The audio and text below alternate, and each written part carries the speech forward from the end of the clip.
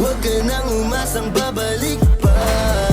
Di ka naniwala sa'kin, di ba?